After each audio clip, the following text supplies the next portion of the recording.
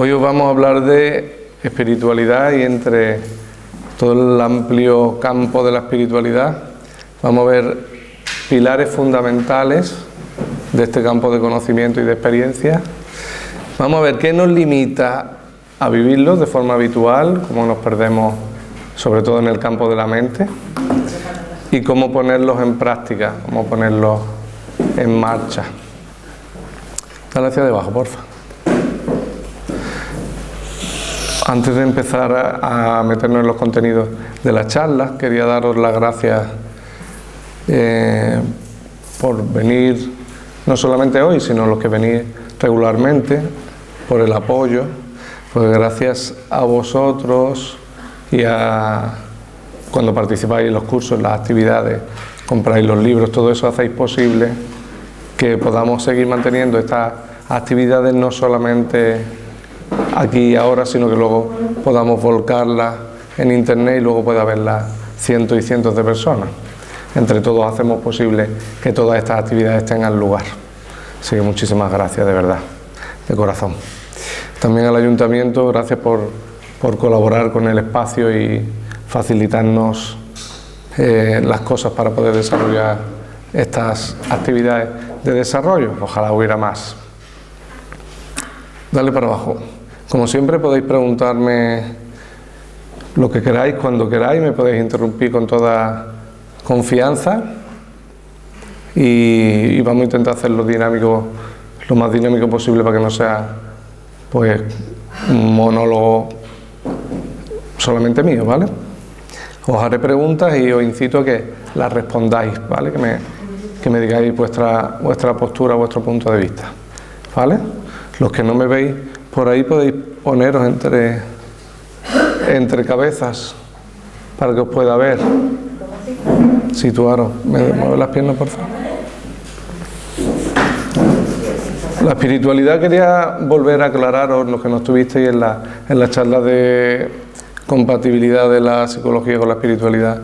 Para mí la espiritualidad no tiene nada de místico, aunque podría haber campos abstractos ahí que profundizar, pero para mí la espiritualidad es algo cotidiano del día a día, porque como yo soy una individualidad, soy un ser, soy un espíritu, la espiritualidad habla de mi experiencia, de mi día a día, de cómo ando el camino de la vida, de qué manera lo ando.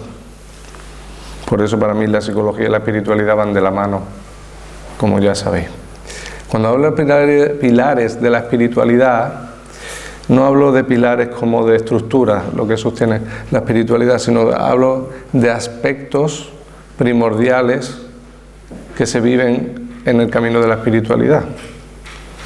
Digamos que podemos hablar de que hay un cierto interés, pongamos de una persona, un cierto interés por su desarrollo, a veces porque se chocan en la vida contra un obstáculo potente donde la vida le coge del cuello, la ahoga y entonces la persona empieza a tener una necesidad de mirar más allá porque se le ha quebrado la estructura de lo que pensaba que era la vida.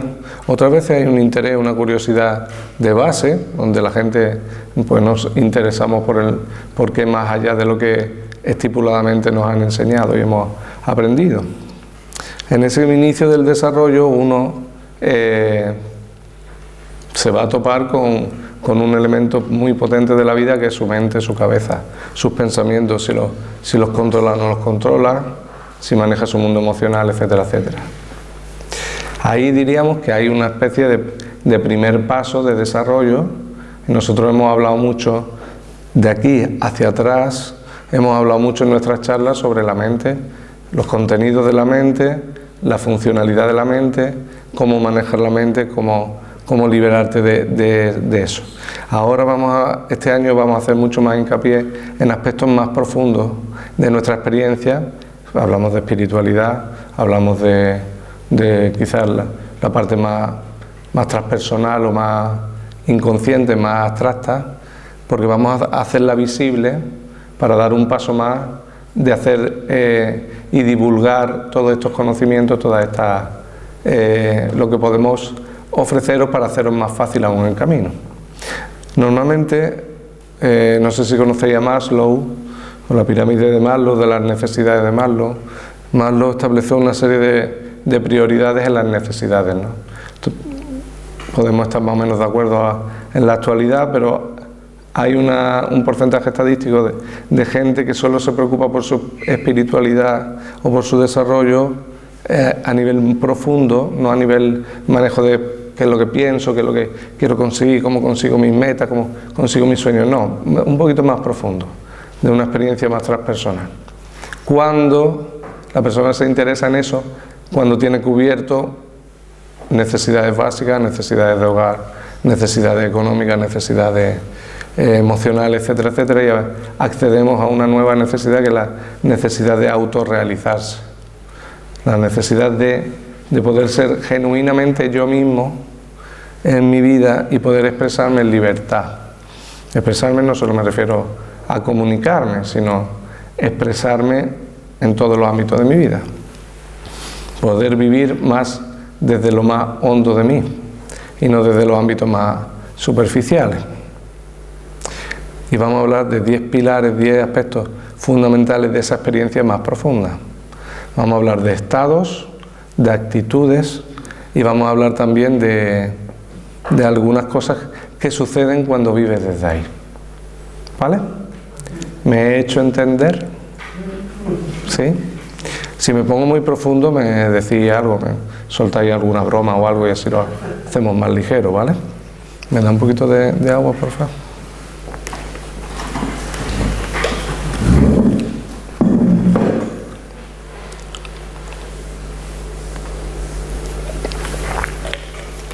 Obviamente no son los 10 únicos pilares o elementos fundamentales de la espiritualidad, pero bueno, he cogido esto porque son los que más llamativos me parecen.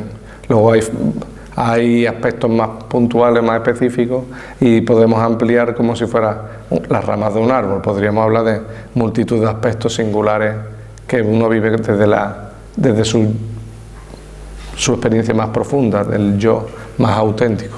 Dale para abajo. Vamos a empezar con el primero. El orden es aleatorio y lo he puesto así, no es que esté puesto así porque sea una secuencia estipulada, lo he elegido así, podría haber elegido otro tipo de secuencia, ¿vale? Consciencia. ¿Alguien sabría decirme qué es para él la consciencia? ¿Qué es para vosotros la consciencia? ¿Hay alguien que...? Pues estar presente en todo lo que haces, ¿no? Tener la conciencia de lo que estás haciendo. Estar consciente en todo lo que haces. ¿Qué significa eso?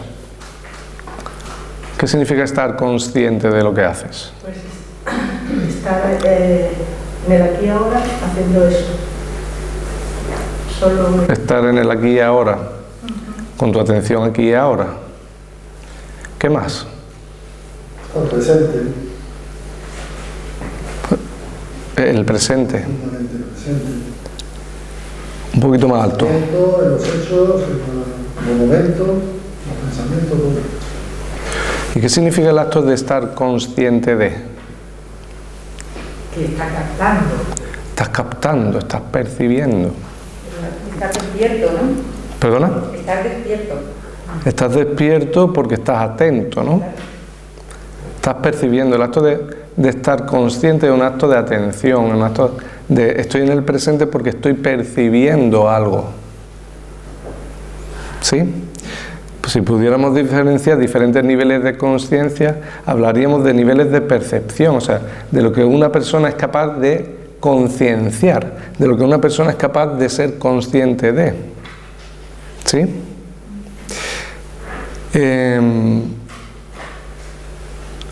Un carpintero, cuando mira una madera, cuando toca una madera, será mucho más consciente de aspectos, de matices de esa madera, que por ejemplo yo, que no me relaciono con la madera a menudo.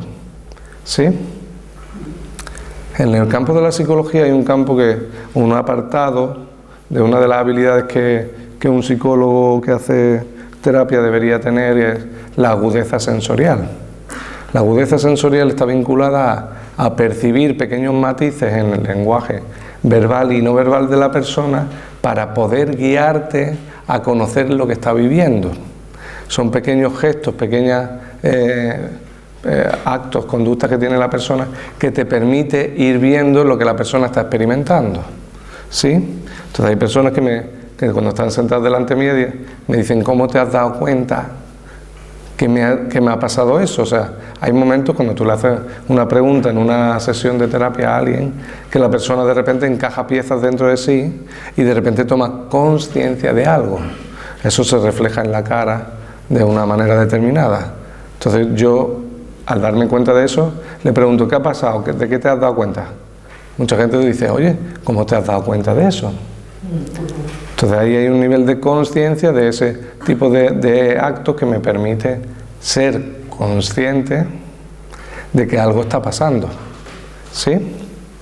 En un amplio grado podríamos decir también que niveles de conciencia a nivel de la espiritualidad, podríamos decir pues que alguien que es consciente de sí mismo, más allá de su mente y de su cuerpo, tiene un nivel de conciencia diferente a alguien que se identifica con el cuerpo o con su mente, que no es capaz de discernir si es sus pensamientos o es su cuerpo o qué es.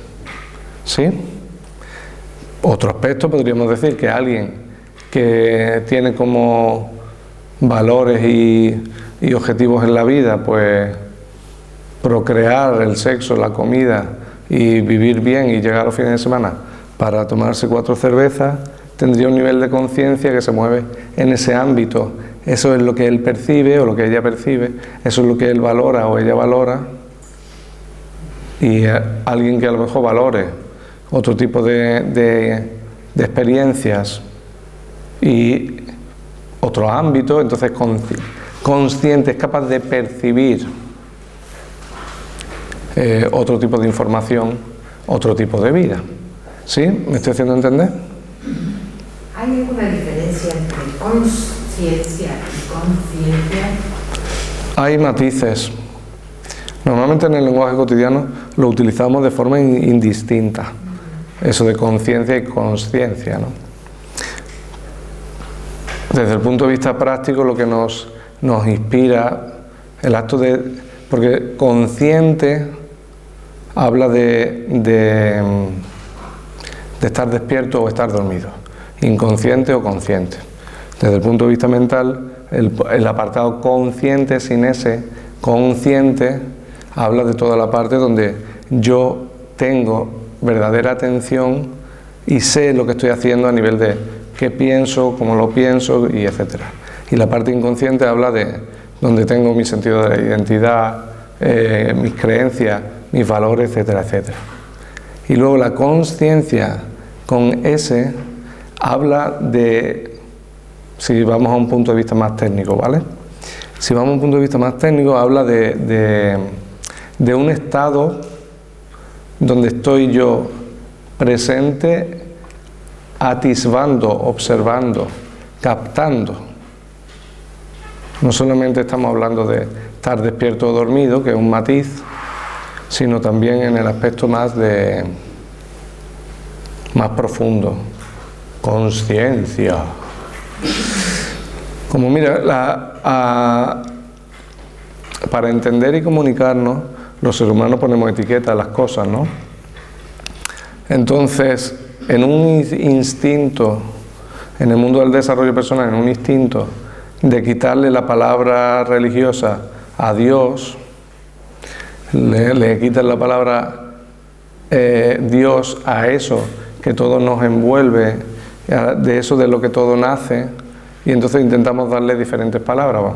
Por ejemplo, el universo, la vida, el todo, la nada, la consciencia, que lo habréis escuchado por ahí. Pues uno de los pilares fundamentales en el ámbito de una experiencia profunda en la espiritualidad es que vas a tener que ser consciente de ti mismo y consciente de otros lazos, de otras experiencias que están más allá de la mente. Si no metes conciencia, no puedes avanzar en tu desarrollo ni en tu libertad, etcétera, etcétera. ¿Sí?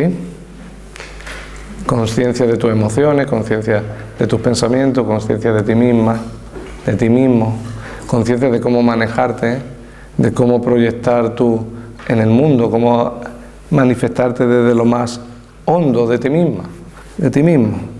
¿Se entiende? ¿Alguna duda? ¿Cómo se fomenta la conciencia? ¿Cómo se pone en práctica la conciencia?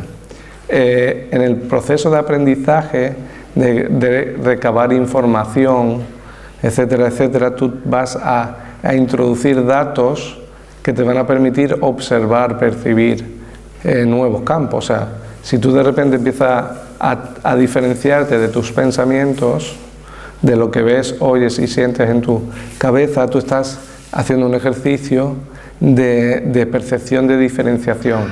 Y entonces vas a hacerte consciente de cosas. Cuando tú observas tus emociones y empiezas a estudiar sobre tus emociones, tú te haces consciente de. Para ser consciente tiene que haber algo que concienciar. Si no hay nada que concienciar, entonces no hay conciencia sobre ello. ¿Sí? Por ejemplo, en los servicios sociales de los ayuntamientos y incluso en las propuestas sociales del gobierno, cuando se habla, por ejemplo, de la violencia de género, cuando se habla de la vulnerabilidad de los inmigrantes, entonces esas propuestas quieren sacar a la luz y hacer conscientes ciertos aspectos que, si no son visibles y observables, no son conscientes para las personas. ¿Sí? ¿Se entiende? Entonces os incito a fomentar vuestra conciencia, que no quiere decir nada más y nada menos que aumentar vuestra curiosidad, vuestras ganas de aprender y de ver quiénes sois, cómo funcionáis. ¿Sí? Dale para abajo, Luna, porfa.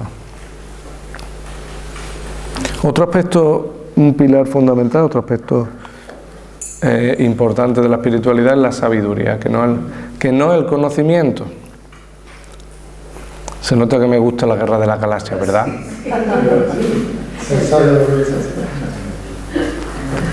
¿Todos conocéis quién es ese personajillo? ¿Sí? El Yoda.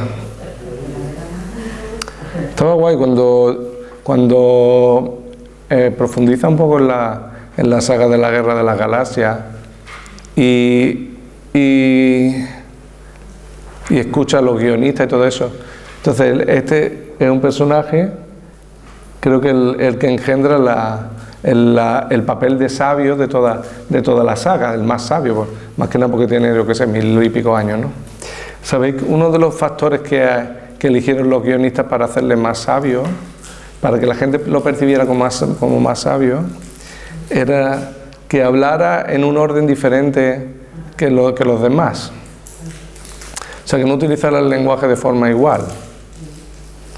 Entonces él es el que dice que la fuerza esté contigo,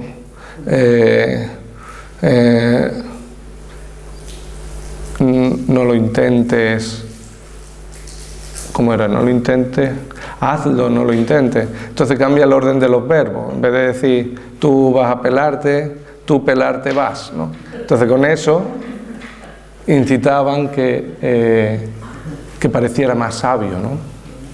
¿Qué es la sabiduría? ¿Qué para vosotros es la sabiduría? ¿Por qué creéis que lo estoy poniendo aquí en el tema de la espiritualidad? Es lo que hacemos con lo que aprendemos, ¿no? ¿Más alto? O sea, para que te escuchen los compañeros. Aprendemos la vida y cómo la aplicamos. Ahí está el kit de la cuestión, cómo aplico lo que sé. O sea, la sabiduría no tiene que ver con conocer solamente, sino con aplicar lo que conozco. Y esto es un aspecto fundamental de la espiritualidad, también del desarrollo interior. O sea, yo no puedo mostrar lo que sea mi sabiduría o consideramos a alguien sabio cuando vemos que pone en práctica lo que conoce, ¿no? El conocimiento sin práctica no solamente no es sabiduría, sino que además se convierte en una herramienta de divulgación social. O sea, solo se te sirve para parecer más elocuente en las charlas de tu fin de semana con la gente. Yo sé esto, yo he leído esto, yo he leído lo otro, ¿no? Uno de los aspectos que creo que limita el desarrollo interior y la espiritualidad en sí, creo que es la parte de que la vida es como el proceso de una vida normal, la rutina y los quehaceres de la vida se convierten en un agujero negro. Es decir, nos absorbe. Y dice, tú le preguntas a alguien, pues bueno, muchos de vosotros me lo habéis dicho muchas veces, cuando ofrezco algún curso, que luego os comentaré una gestión de eso, que he pensado, una actividad para eso. Cuando ofrezco algún curso sobre algo y me decís, pues yo ya he hecho muchos cursos, yo ya he leído muchos libros. O sea, ya tenéis un bagaje de conocimiento, ¿no? Pero eso quiere decir que es sabiduría. Si no lo ponen en práctica, Porque, ¿perdona? que si no lo divulga o lo pone en práctica, pues como si no. Se queda en la teoría, en lo que puedo saber a nivel de conocimiento, pero no en lo que sea a nivel práctico. La práctica, el hacerlo, el realizarlo, es lo que te permite tener la ganancia de eso, la experiencia directa de eso. Si tú a alguien con ansiedad le enseñas a relajarse, está súper bien, pero si él o ella no lo practica, no puede tener los beneficios de ese conocimiento. ¿Sí? ¿Se entiende? ¿Por qué la sabiduría está vinculada con la espiritualidad? ¿Me da agua, por favor?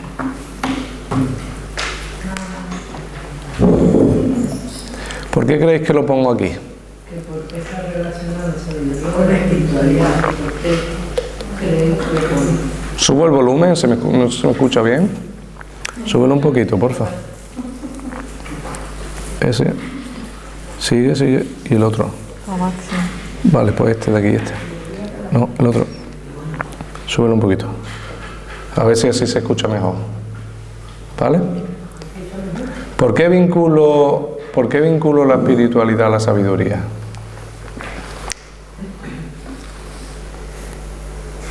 Quizá porque mientras más de sabiduría siempre hay más profundizas en las cosas. ¿Un poquito más alto? Que estoy un poco afónica. Yo sé que quizá porque mientras más sabiduría se tiene o más conocimiento, más profundiza en las cosas, lo que aprendes, en todo, te hacen más preguntas. ¿Qué más? Sí, estoy de acuerdo. Claro que sí, que más o menos es eso. ¿Cómo puedo ir hacia dentro de mí mismo? ¿Cómo puedo vivir la vida desde lo más hondo de mí si no practico lo que conciencio, lo que conozco? Si no practico el control del pensamiento, la gestión de las emociones, etcétera, etcétera, ¿cómo puedo vivir desde mí? Porque si la vida me consume, la mente me consume el triple. ¿Qué ibas a decir? Que la sabiduría también tiene que ver con el saber, ¿no? Todo lo que yo sé está integrado. Y lo que conozco... No tiene por qué. O sea, lo que yo puedo saber, o sea, si lo podemos dividir en dos aspectos, conocer y saber, yo puedo conocer muchas cosas, pero bueno, la integración sí tiene que ver con el saber, yo puedo, pero comúnmente cuando dice uno yo sé, yo eso ya lo sé. Cuando tú le explicas a alguien una técnica de control de la ansiedad y lleva con la ansiedad desbocada mucho tiempo y te dice yo eso ya lo sé, yo ya sé, esa técnica que me la has enseñado, la sé. ¿Y la practicas? Yo creo que es conocer, saber, integrar y practicar. Practicar. Sí, esa Si no pongo en práctica, si no pongo en marcha, yo no puedo tener los resultados que eso me promete. ¿Sí? La sabiduría, uno puede ser muy sabio en diferentes aspectos de la vida. No tiene por qué ser la espiritualidad, o no puede ser sabio en el ámbito de la filosofía, un sabio carpintero, un sabio del vivir, una persona que tiene una vida equilibrada y muestra su camino, podemos decir que es sabio también. Pero yo vinculo la sabiduría a la espiritualidad, o os lo muestro, porque está vinculado con el materializar, con el hacer. ¿Sí? Eso demuestra con el ejemplo. Muestra con tu ejemplo de.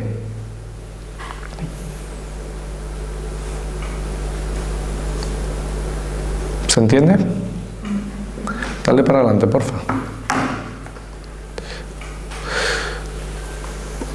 Otro aspecto que va vinculado a una espiritualidad limpia, profunda y verdadera es los estados de serenidad y de plenitud. Nadie que vaya hacia una espiritualidad profunda y verdadera no va a pasar por sentirse más sereno y más pleno, ¿no? O sea, una de las cosas que todos los seres humanos compartimos en mayor o en menor grado es la sensación de vacío interna o de un malestar interno que es como un gusanillo que me incita a buscar algo que no sé qué es ni sé cuándo se va a calmar, que básicamente es lo opuesto a la plenitud, ¿no? Una sensación de hastío profunda que no sé cómo cubrir. Entonces normalmente el ser humano trata de crearse vidas de bienestar a nivel más externo para intentar sentirse bien por dentro, pues tener una pareja estable, armoniosa, tal, una familia, un hogar, un trabajo, una economía, etcétera, etcétera, ¿sí? Pero eso no tiene que ver con lo externo, porque lo externo tiene que ver con lo físico y con la parte de las necesidades más físicas y mentales. Cuando hablamos de plenitud, cuando hablamos de serenidad, estamos hablando de un estado interno vinculado a mí. Por eso está vinculado a la espiritualidad. Ese sentirse completo, sentirse en un bienestar sereno, con una estabilidad. Desde ahí el mundo se ve con otros ojos, se oyen las cosas con otros oídos. ¿Sí? Si uno no hablamos de todo o nada, de todo plenitud, nada de plenitud, todo serenidad, nada de serenidad, sino hablamos de grados. ¿Y eso quién lo dice? Vosotros. Vosotros experimentáis, que luego hablaremos de la autoobservación, experimentáis el grado en que os sentís completos o no. ¿Y cómo os relacionáis con este aspecto? Porque muchas veces la mente, tratando de ayudar, trata de proponernos un camino hacia la plenitud y hacia el sentirme completo. Y dice, oye, pues cuando me asciendan en el trabajo, o cuando venda el piso, o cuando mi hija se haga mayor, o cuando mi novio me regale la operación de pechos y me sienta más guapa, pues me sentiré plena. ¿Sí?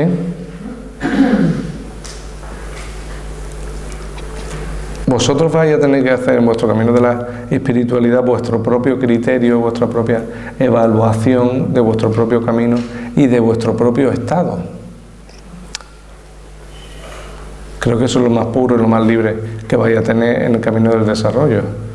Porque si no, lo que va a hacer es que cuando vayas a alguien que se va a apodar un maestro, gurú o tal, él va a evaluar por ti tu estado.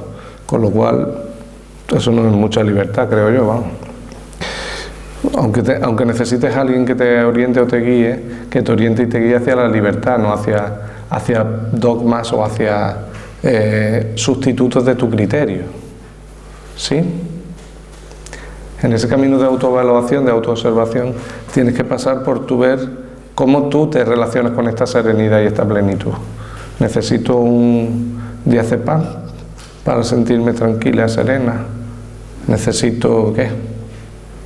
Porque cuando vas hacia lo más verdadero de ti misma y de ti mismo, cuando vas hacia esa espiritualidad profunda, hacia ti, ese yo más profundo, eso que llamamos espíritu, y vivo desde ahí, desde esa atalaya, y la plenitud está ahí dentro, se genera desde ahí, como si fuera un sol de dentro, y desde ahí todo cambia de color. ¿Sí? ¿Cómo hago para vivir eso? Porque, mira, hay una cosa que ejemplifica esto, que para mí es algo que me causó mucha confusión, pero cuando lo resolví en mi interior, pude como encajar esas piezas, ¿no? O sea, los hindúes hablan mucho del tema de la ilusión, de de como que la vida es ilusión y tal y cual. Hablan también los místicos, hablan del tema de estar separado, ¿no? Los católicos hablan de ser hijos de Dios, a imagen y semejanza de Dios, tal y cual. Y todos convergen en un punto, o yo lo veo así, convergen en un punto donde el vacío interior está vinculado a la separación de la vida. O sea, de la vida no me refiero de un proceso de camino de lo que tú construyes, ¿no? Oye, mi vida, sino de esa nada que todo lo es, de que todo nace. Cuando yo digo yo soy yo, no es lo mismo que decir yo soy todo. Cuanto más cerca del vínculo transpersonal estoy, más cerca de sentirme pleno y completo estoy. ¿Sí?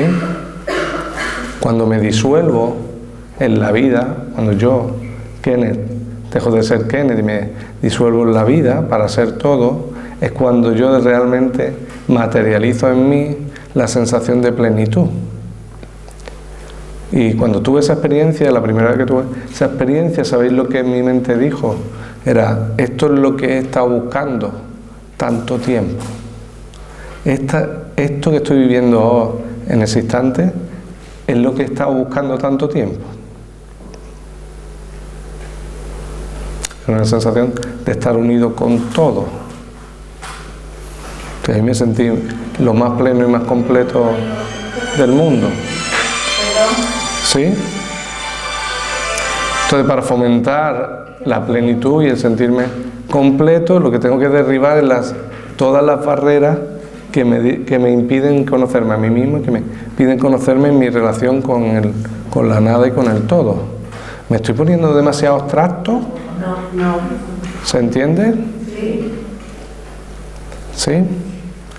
Todas aquellas etiquetas que te alejan de ti misma y de ti mismo, todos aquellos pensamientos que te alejan y te hacen sentir individual y aislado y solo o sola, son aquellos que te alejan de sentirte completo.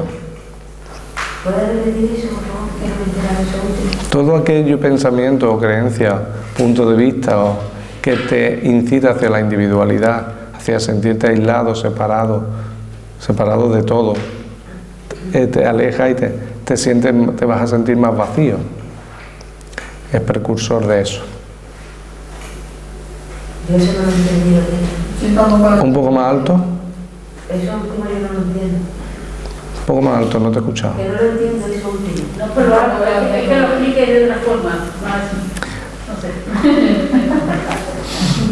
Yo soy yo, eso es verdad, pero es una apariencia solamente. Yo soy vida, yo soy la vida, yo soy la nada, yo soy el todo. Cuando yo vivo eso como verdad en mí, yo me siento completo, porque tengo todo el potencial de todas las posibilidades en mí. Cuando yo me siento más individual me refiero a lo contrario a todo, o lo opuesto a todo. Cuando yo me siento una cosita y hay una barrera de comunicación entre yo y el mundo, entre yo y la vida, entre yo y el universo, entre yo y Dios, lo que sea como lo llamemos, entonces yo me voy a sentir vacío por dentro. Todos los campos místicos y religiosos hablan de que el aislamiento y la separación están vinculadas al sufrimiento, a ese vacío. Los católicos hablan de la expulsión de Adán del paraíso, ¿no? Que para mí son metáforas de esto. ¿Sí? ¿Ahora se entiende un poquito mejor? O sea, la plenitud y sentirme completo pasa inexorablemente por conectarte a los campos que están más allá de la mente, que es lo que en psicología y en otros ámbitos hablamos del ámbito transpersonal, lo que va más allá de ti como individuo, como persona. Te vincula con lo más profundo y te vincula con los demás que estamos aquí. ¿Sí? Dale para adelante, porfa. Otro aspecto inexorable del camino de la espiritualidad es el control de tu mente. ¿Por qué? Porque si no controlas tu mente te controla a ti. ¿Qué quiero decir con mente? Con toda esa maquinaria de pensamiento y de sentimientos, todas esas voces que tengo en mi cabeza, todas esas imágenes que tengo en mi cabeza, ¿no? Creo que aquí es uno de los grandes retos del ser humano, ¿o no? Sí. Porque si no controlo esto no puedo... O sea, es que esto funciona de filtro y de barrera entre yo y mi experiencia vital. Lo tiñe todo de color. O sea, la mente tiñe de color la experiencia. Si yo no soy capaz de limpiar los cristales con los cuales miro la vida, mi experiencia, mi camino, entonces no solamente no tengo libertad, sino que no voy a acceder a todo el potencial de experiencia que tengo. Sí, la mente funciona como un cristal. No sé si os he contado, o sea, las emociones a nivel mental y a nivel de filtro de la realidad que vivo y experimento, se le pone nombres de colores. Lo veo todo negro. Me siento un horizonte gris. La vida es de color de rosa. ¿No? La ira se vincula con el rojo. Los ingleses vinculan el azul con la tristeza. I'm blue.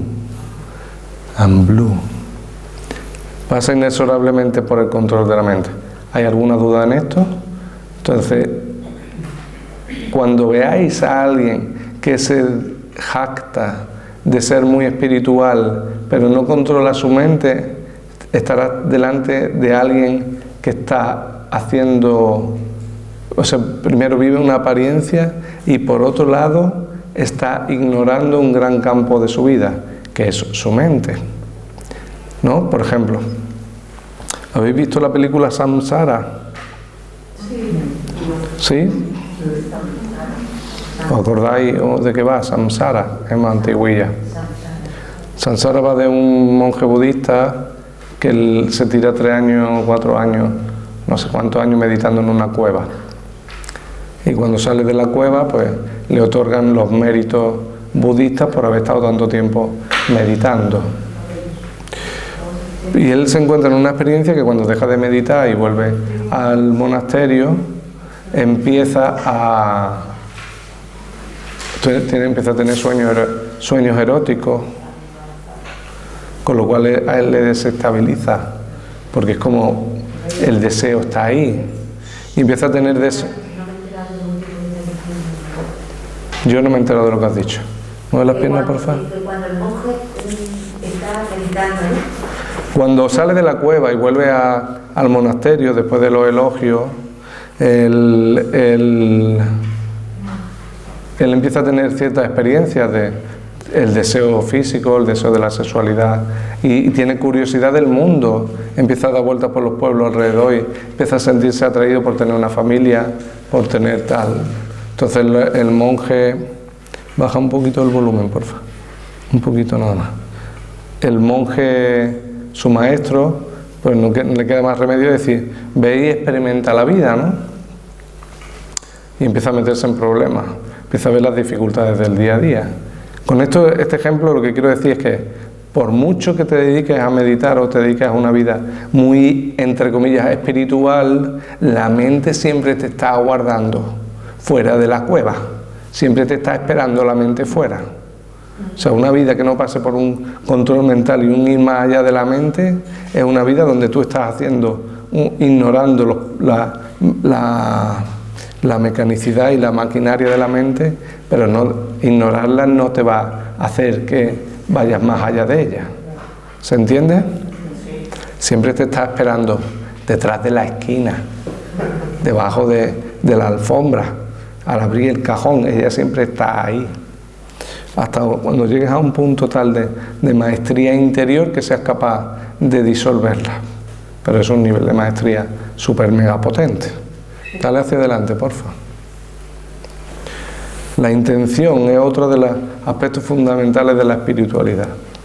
No el deseo, no los sueños, no las necesidades, no las metas, no los objetivos, la intención. La intención es eso que nace dentro de ti y que indica una flecha hacia algo. Eso es lo que luego va a nutrir el deseo, lo que luego va a nutrir los sueños, lo que luego va a alimentar los objetivos y las metas. Sin intención, nada de las experiencias mentales de querer un objetivo, de anhelar un sueño, va a tener valor. La intención es la fuerza que ponemos como seres en materializar un aspecto, un camino de la vida. Me compro una casa porque tengo una intención. Hago las paces con mi marido, con mi mujer, porque detrás hay una intención. Wayne Dyer tiene un libro que se llama El poder de la intención y habla mucho de la intención. Pero es eso que nace de mí, hacia afuera, y que crea un camino específico.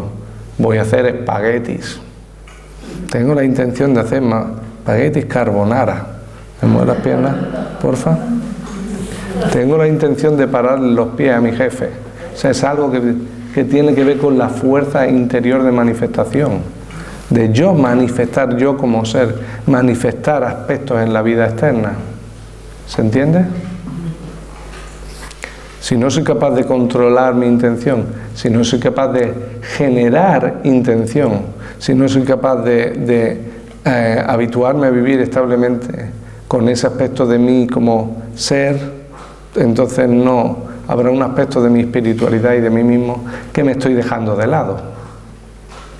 ¿Sí? Dale para adelante, por favor. Espera un momentillo, vuelve para atrás. ¿Habéis visto la foto que he puesto? Ese soplo. La intención es ese soplo que nace de mí y que hace que ordene toda la mente y todo el exterior del universo físico. Lo ordena hacia la materialización de esa intención. No estoy hablando luego de los fracasos y las pérdidas y los intentos mal logrados, ¿vale? Ahí no vamos a entrar hoy, pero hablo de la parte más pura de ese soplo interno, de ese soplo divino, de ese soplo de la nada, ¿sí? Sin intención no hay materialización, ¿vale? Dale para adelante, por favor. La creatividad, otro aspecto importantísimo, mueve las piernas, por favor, importantísimo de la espiritualidad, porque la creatividad iría después de la intención también, o iría a caballo de la intención.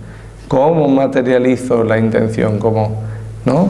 Pues la voy a materializar con conciencia, más o menos conciencia, con mi control de la mente, con mi intención, etcétera, etcétera. ¿Sí? ¿Qué quiere decir creatividad para vosotros? Crear. La creatividad, o sea, de hacer algo de la nada, de que surja un algo de la nada.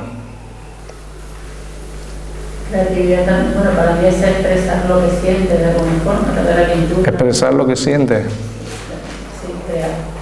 Expresar lo que sientes. El acto de crear, el acto de que algo nace. ¿Sí? ¿Podéis cerrar todos los ojos un momento? Quiero que penséis en un espacio vacío.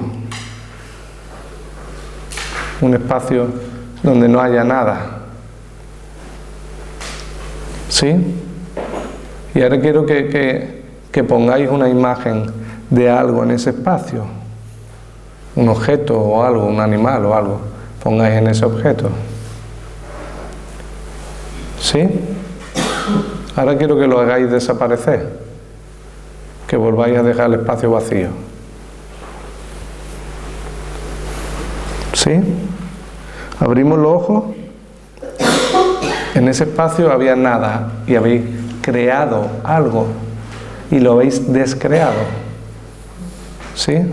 La creatividad no solo es el impulso de estar inspirado por las musas, sino es la capacidad de crear que tenemos. ¿Saben? ¿Sabéis? ¿Entendéis? ¿Me estoy explicando claramente? Somos creadores, ¿no? Nos dicen los católicos, imagen y semejanza los cristianos, ¿no? A imagen y semejanza de nuestro Padre, somos creadores. Somos creadores quiere decir que podemos hacer de la nada, podemos manifestar. ¿Sí? Por eso tiene que ver con la espiritualidad, no solo con la mente. Porque la magia de la creación está en mí, no en mi mente. Mi mente me utiliza para toda la energía mía, materializarla en ideas y en cosas de esas. Pero yo soy las pilas de eso. Yo soy la fuente. Puede ser fuente, puede no ser no fuente, ¿no? Dale para abajo, porfa. Ecuanimidad. Uy, qué aspecto tan anhelado, ¿no? ¿Hay alguien que no anhele el equilibrio? ¿Que no le gustaría vivir de una forma estable? ¿Habéis visto qué imagen tan bonita os he puesto ahí? ¿Me das agua, porfa? Ecuanimidad. Equilibrio.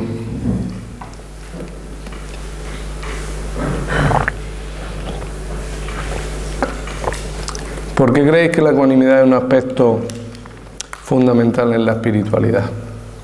¿Mueve las piernas, por favor? Me mantengo ecuánime ante las circunstancias. Porque te lleva a la serenidad. Está vinculado con la serenidad, las personas, con el control mental. Las personas más sabias suelen ser más ecuánimes, son capaces de no polarizarse en un aspecto o en otro, son capaces de mantener el equilibrio en los mares de la vida, en los mares de las circunstancias, aunque las circunstancias sean más opuestas o sean más favorables, ¿no? Mantenerme como centrado también, ¿no? Está vinculado a la espiritualidad. Alguien que tiene una conciencia, una sabiduría, control mental, maneja la ecuanimidad, tiene control de su intención, etcétera, etcétera. Es alguien que se va a mantener muy estable. ¿Existe? Existe.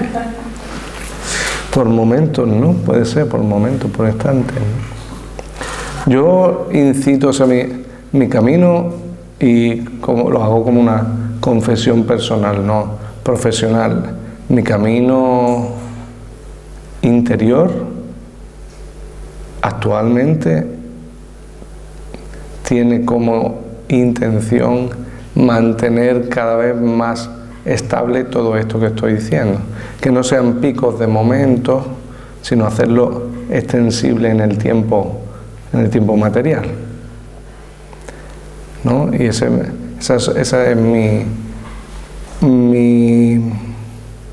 mi proyección, mi intención, mi trabajo, hacerlo más estable. Con esto no estoy diciendo que no me saquen de quicio las cosas y que no sea yo lo más terrenal y lo más carnal posible por momentos, pero en ese camino llevo muchísimos años. O sea, una vez que has saboreado todo esto, ¿cómo lo haces estable? Esa es y mi intención de hacerlo viable para los demás, en mi trabajo.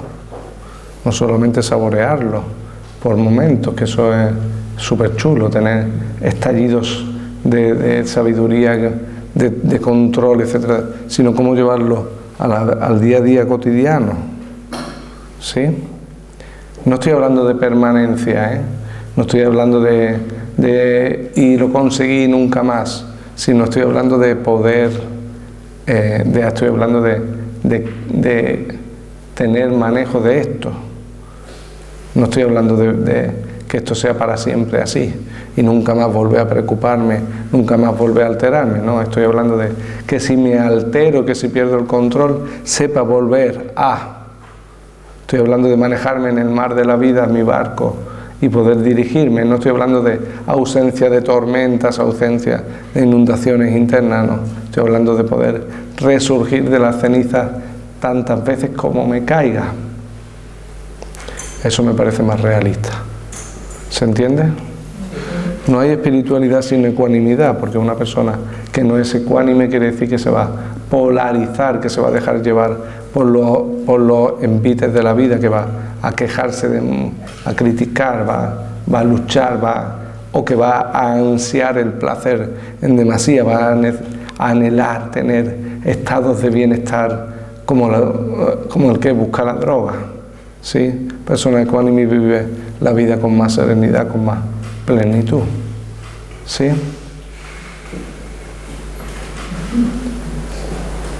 Veo caras de anhelo, caras de deseo. Mueve las piernas, por favor. Vamos a pasar al siguiente aspecto, ¿vale?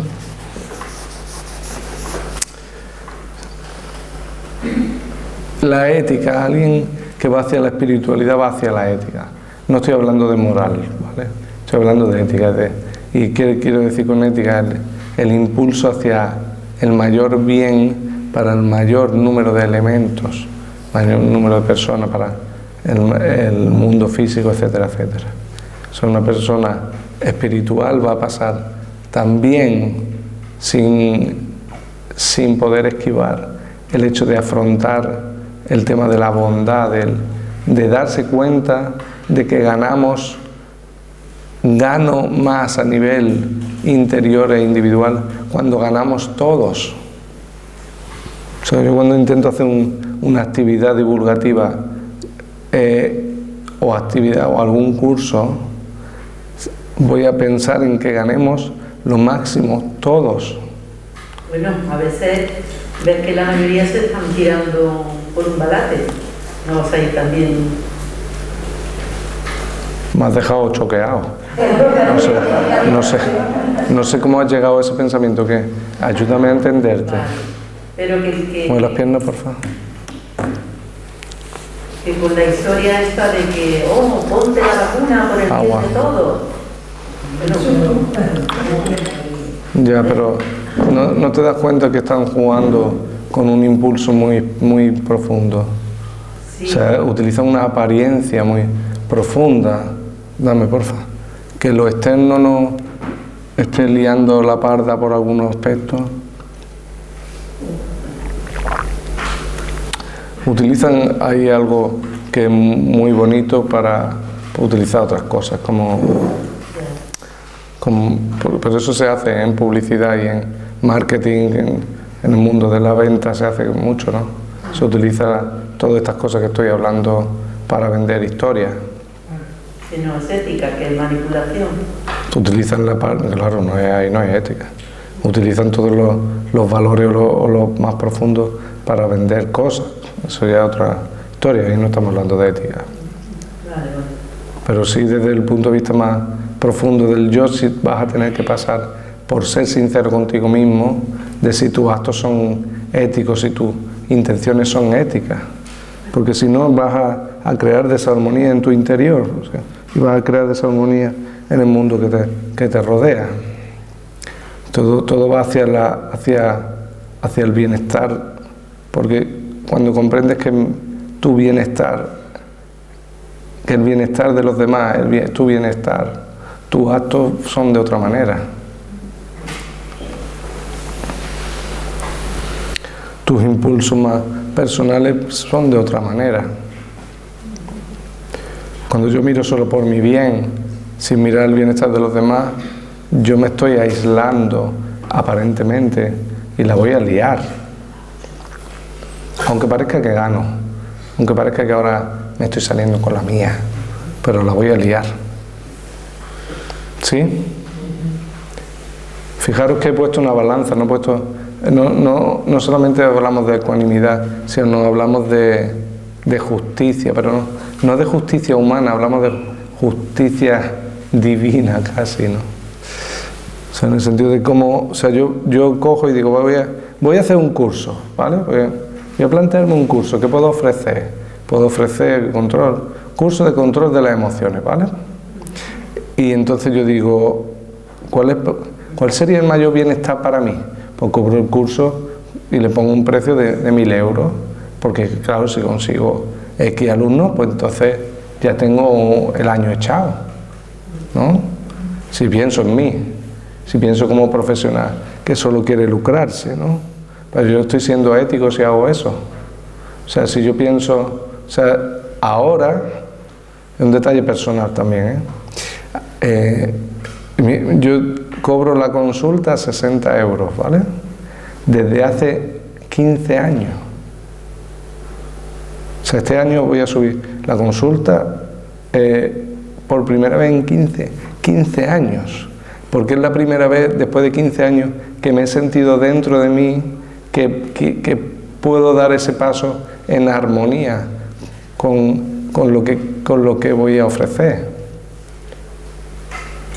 Y aún así, que ya lo comentaré luego, no lo hago sin dar la oportunidad a la gente de decir, voy a subir los precios, pero si queréis mantener los precios, podemos hacer un bono o algo así. O sea, aún así le doy cuartelillo al mundo para que mantenga el precio anterior. ¿Por qué? Porque mi ética me dirige por dentro. ¿Me hago entender? O más bien dirijo yo a mi ética en esa dirección. No me parece justo de repente subir los precios sin avisar, o no me parece justo poner un curso a 200 euros, no me parece justo, no me parece ético, porque estamos aquí para ayudarnos todos a todos. Siempre estoy dando facilidades en todo porque me parece ético. ¿Sí? Dale para abajo, porfa. Otra cosa inexorable, pilar fundamental de la espiritualidad, es la responsabilidad. No estoy hablando de culpa, no estoy hablando de amargura, de tú culpable, no, estoy hablando de responsabilidad, estoy hablando de que tú diriges el barco de tu vida, tú diriges tu camino. Y es que eso es así. Por mucho que te lo niegues o que quieras evitar, o por mucho que te haya dado la vida por la izquierda o por la derecha y te sientas víctima de todo y hay que ver, yo no puedo dirigir mi vida, etcétera, etcétera. Sí puedes, está en ti, en lo más profundo. Y he puesto una frase, una palabra debajo, autodeterminación. ¿Me mueve las piernas, Luna? Autodeterminación. ¿Qué quiere decir eso? Que tú diriges tu camino, no que nadie lo dirige por ti, que tú lo diriges. Yo determino hacia dónde voy, y eso es responsabilidad. Si yo no tomo las riendas de mi barco, yo no puedo dirigir mi camino ni mi destino. Y no puedes ir hacia lo más profundo de ti mismo sin asumir la responsabilidad de tu vida, de tus actos, de tu experiencia. Mucho de donde llegas es porque tú te has dirigido ahí. No quiero decir que lo has hecho con conciencia. No, yo me he metido en muchos problemas en mi vida, he sido bastante gilipollas, por no decir tontolaba, y he llegado a momentos donde me he puesto seriamente en peligro. Pero no porque haya querido, ni porque lo haya buscado de forma consciente, pero sí he sido responsable de eso. Sí he llevado las decisiones, los actos que me han llevado a eso, incluso la silla de ruedas en la que estoy sentado. Nadie me hizo que yo estuviera aquí, yo tomé los riesgos, tomé las circunstancias que me llevaron a esto. ¿Sí? En lo contrario que suele parecer y suele pensar el grosso modo de la humanidad, la responsabilidad te da poder, no te achaca. Lo que pasa es que como la gente iguala la responsabilidad a la culpa, pues, no, es que tú eres culpable de estar en la silla. No, yo soy responsable. Otra cosa es lo que yo luego evalúe de los efectos que causo. ¿Sí? No hay espiritualidad sin responsabilidad.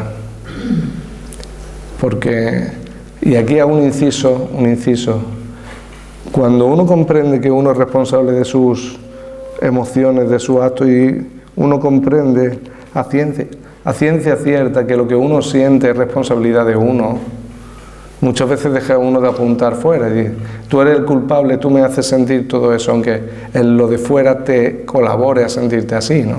Si alguien me mete el dedo en el ojo, no le voy a decir, oye, no, tú no estás haciendo eso, sí estás haciendo. Pero yo estoy haciendo también muchas cosas por sentirme como me siento. Y he visto mucha gente en muchos años que se escuda en esto para ser un hijo de puta, con estas palabras. Porque dice, no, como yo soy responsable de lo que siento, pues entonces tú eres responsable de lo que sientes. Y si tú me dices que yo te estoy pisando la cabeza y que eso te duele, eso es cosa tuya. No, perdona, hay que tener un equilibrio entre eso y la ética, ¿no? Me acuerdo de un amigo que explotó en esto, en la conciencia de que todo es responsabilidad de uno, y se había ido con su novia a hacer un curso a Estados Unidos. Y viene y le digo, ¿cómo te ha ido? Muy bien. Y no me acuerdo cómo se llamaba la pareja. Voy a poner un nombre, ¿vale? María. Y María se ha quedado allí. Y dije, pues, ¿qué ha pasado? No, es que cuando hemos estado en el curso hemos visto que no, o yo he visto que no tenía ganas de seguir con esa relación. Ah, vale. Y te has venido. Sí, me levanté y me fui y la dejé allí. Cogí el avión y me vine. Y ella, ¿cómo está? ¿Qué ha pasado? Eso no es cosa mía. Eso ella es responsable de su camino y sus sentimientos. Tú lo que eres un hijo de puta. Que te estás mostrando una apariencia de libre y de tal, ¿no? Tú te estás anclando en que tú eres responsable de tus sentimientos y ella es suyo para cometer un acto que le va a influir a ella de una manera que no es potenciadora, que más bien la va a poner en un reto, ¿sí? Aunque ella sea responsable de lo que hace con ese reto. ¿Me hago entender? Venga, dale para adelante, porfa. Mueve la pierna. Dame agua. Dale, sí. Y que me gustaría compartir que mi vida es el resultado de mis decisiones. Eso me marcó cuando lo leí y cada vez lo observo más, ¿no? Decido levantarme por la mañana, decido ir a trabajar, decido hacer esto. Totalmente. Aunque luego esas decisiones estén marcadas por mis intenciones, por mi control, tal y cual, pero yo soy responsable de lo que hago y lo que digo. Vamos a hablar de potencialidad. ¿Qué quiere decir potencialidad? Potencial es algo que es la capacidad o la posibilidad que aún no está manifiesta, que aún no está manifestado. Eso es potencialidad. ¿Sí? Yo tengo el potencial de mañana preparar unos espaguetis carbonara, siguiendo con el ejemplo, pero todavía no está materializado. Yo soy yo y puedo ser simpático y puedo ser desagradable, puedo ser muy amable y puedo ser muy borde, puedo ser agrio y puedo ser cariñoso. Todo eso es mi potencial. Potencialmente puedo ser todas esas cosas, aunque todavía no están manifestadas. Cuando estoy siendo simpático, pero tengo el potencial de cambiar y de convertirme en alguien muy desagradable. Si quiero, tengo el potencial. El camino hacia una espiritualidad profunda, hacia un yo profundo, hacia una experiencia profunda pasa porque te vas a soltar de todas las etiquetas y vas a alcanzar el potencial. O sea, vas a alcanzar la neutralidad y la capacidad de ser todo. O sea, cuando digo la nada que lo es todo, pues o Dios o todas esas cosas profundas, hablo está todo ahí, pero no hay nada, porque nada se ha manifestado todavía. Cuando se manifiesta es como que se mete todo el potencial en un embudo para manifestarse en un aspecto. Cuando yo me hago simpático, todo el potencial que tengo de ser de mil maneras diferentes, lo encauzo y lo meto dentro de esa característica, de esa experiencia de ser simpático. Por eso he puesto la foto esa. El agua. Porque el agua no tiene forma, pero si la metes en un vaso de chupito, se convierte en un vaso de chupito, y si la metes en una tetera, se convierte en una tetera. Yo como ser, mueve las piernas porfa, soy capaz de ser de 1001 formas. Eso es potencialidad. Y vas a tener que alcanzar eso para ir a tu camino más profundo. Ahí se quitan los no puedo, los no soy, esto no es capaz, bla, bla, bla, bla, bla, bla, bla, bla. ¿Vale? Dale para adelante, porfa. ¿Qué dificulta nuestra espiritualidad? Ya hemos terminado con los 10 aspectos, vamos a esto rápido y ya terminamos, que nos van a echar. Cuando digo la vida en bucle, quiero decir el sota, caballo y rey del día a día. Me levanto, voy a trabajar, vuelvo, los niños, ahora esto, lo otro, etcétera, etcétera. La rutina de la vida, de la practicidad de la vida, de cómo la vida me la tengo estructurada, me come y me olvido de mí. Cuando hablo de espiritualidad, siempre acordaros que hablo de vosotros, de mí mismo. Me come. Cuando me identifico demasiado con mi cuerpo, que esto es muy normal en principio del desarrollo, yo me miro al espejo y digo, soy eso. No puedo ver a mi cuerpo en ese momento como mi vehículo. Eso dificulta mi espiritualidad porque me confundo.